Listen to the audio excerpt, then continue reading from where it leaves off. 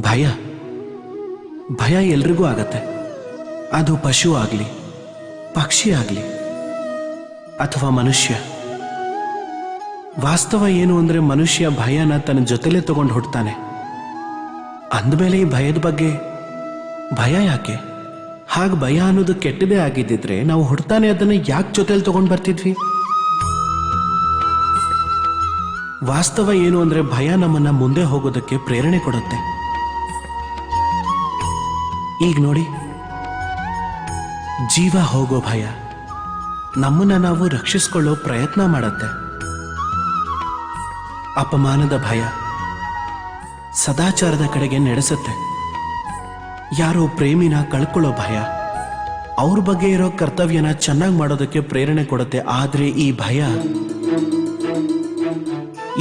ಯಾವಾಗ ಕೆಟ್ಟದಾಗತ್ತೆ ಅಂದ್ರೆ ಯಾವಾಗ ನಾವು ಅದನ್ನ ನಮ್ಮ ಮೇಲೆ ಸವಾರಿ ಮಾಡೋಕ್ ಬಿಡ್ತೀವೋ ಆವಾಗ. ಅದಕ್ಕೋಸ್ಕರ ಏನೂ ಪ್ರಯತ್ನ ಮಾಡೋಲ್ಲ.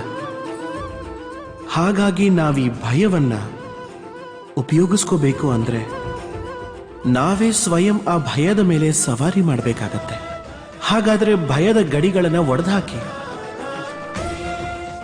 ನಿಮ್ಮ ಆತ್ಮದೆದುರಿಗಲ್ದೆ ಬೇರೆ ಯಾರೆದುರಿಗೂ ತಲೆ ತಗ್ಗಿಸ್ಬೇಡಿ. ನೆನ್ಪಿಟ್ಕೊಳ್ಳಿ, ಯಾವಾಗ ಅಂಧಕಾರಕ್ಕೆ ಹೆದರೋದನ್ನು ಬಿಡ್ತಿರೋ ಆಗ್ಲೇ ನೀವು ದೀಪವಾಗಿ ಪ್ರಕಾಶ ಕೊಡೋದಕ್ಕೆ ಸಾಧ್ಯ.